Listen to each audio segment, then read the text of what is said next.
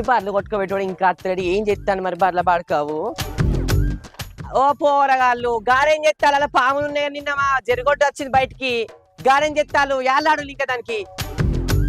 అరే రా మళ్ళీ చెప్పిన కొద్దికి తెల్ల టీషర్ట్ పిల్లగాడు బాగానే ఉన్నది అరే రావన్నా